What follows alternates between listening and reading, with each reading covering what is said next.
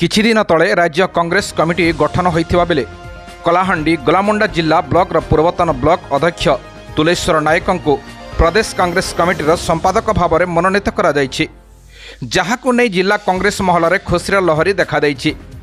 ଇତିପୂର୍ବରୁ ଶ୍ରୀ ନାୟକ ରାଜନୀତି କ୍ଷେତ୍ରରେ 2002 ମସିହାରେ ସମିତି ସଭ୍ୟ ଭାବରେ ନିର୍ବାଚିତ ହୋଇ ରାଜନୀତିରେ ପାଦ ଥାପିଥିଲେ।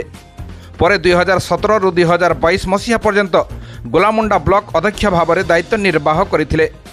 ପୂର୍ବର କଳାହାଣ୍ଡି ଲୋକସଭା ଯୁବ କଂଗ୍ରେସ ସଭାପତି, ଜିଲ୍ଲା କିଷାନ କଂଗ୍ରେସ କମିଟିର ସଭାପତି ଦାୟିତ୍ୱ ସୁଚାରୁ ରୂପେ ନିର୍ବାହ କରିଥିଲେ।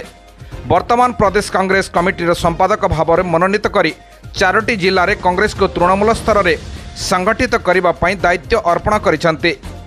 ଗଞ୍ଜାମ ଇଷ୍ଟ, ଗଞ୍ଜାମ ୱେଷ୍ଟ, ଅନୁଗୁଳ, ଢେଙ୍କାନାଳ ଜିଲ୍ଲାର କଂଗ୍ରେସକୁ ସୁଦୃଢ଼ କରିବା ପାଇଁ ଓଡ଼ିଶା ପ୍ରଦେଶ କଂଗ୍ରେସ କମିଟି ସଭାପତି ଭକ୍ତଚରଣ ଦାସ ଏବଂ ଓଡ଼ିଶା ପ୍ରଭାରୀ ଅଜୟ କୁମାର ଲୋଲୁ ଆସ୍ଥା ପ୍ରକଟ କରି ସଂଗଠନକୁ ସୁଦୃଢ଼ କରିବା ପାଇଁ ପ୍ରଭାରୀ ଶ୍ରୀ ନାୟକଙ୍କୁ ଦାୟିତ୍ୱ ନ୍ୟସ୍ତ କରିଛନ୍ତି। ପ୍ରଦେଶ କଂଗ୍ରେସ କମିଟି ସମ୍ପାଦକ 4ଟି ଜିଲ୍ଲାର ପ୍ରଭାରୀ ମନୋନୀତ ହେଲା ପରେ ଶ୍ରୀ ନାୟକ ଏଆଇସିସି ସଭାପତି ମଲ୍ଲିକାର୍ଜୁନ ଖଡ଼ଗେ, ରାହୁଲ ଗାନ୍ଧୀ, ସୋନିଆ ଗାନ୍ଧୀ, କେସି ବେଣୁଗୋପାଳ, ଓଡ଼ିଶା ପ୍ରଭାରୀ ଅଜୟ କୁମାର ଲୋଲୁ, ଓଡ଼ିଶା ପ୍ରଦେଶ କଂଗ୍ରେସ କମିଟି ରାଜ୍ୟ ସଭାପତି ଭକ୍ତଚରଣ ଦାସ, ଜିଲ୍ଲା କଂଗ୍ରେସ କମିଟି ସଭାପତି ଭାରତ ଭୂଷଣ ବେମାଲଙ୍କୁ କୃତଜ୍ଞତା ଜ୍ଞାପନ କରିଛନ୍ତି। ସମସ୍ତଙ୍କୁ ନେଇ କଂଗ୍ରେସ ସଂଗଠନକୁ ମଜବୁତ କରିବା ହିଁ ତାଙ୍କର ଏକମାତ୍ର ଲକ୍ଷ୍ୟ ବୋଲି ଶ୍ରୀ ନାୟକ ସୂଚନା ଦେଇଛନ୍ତି।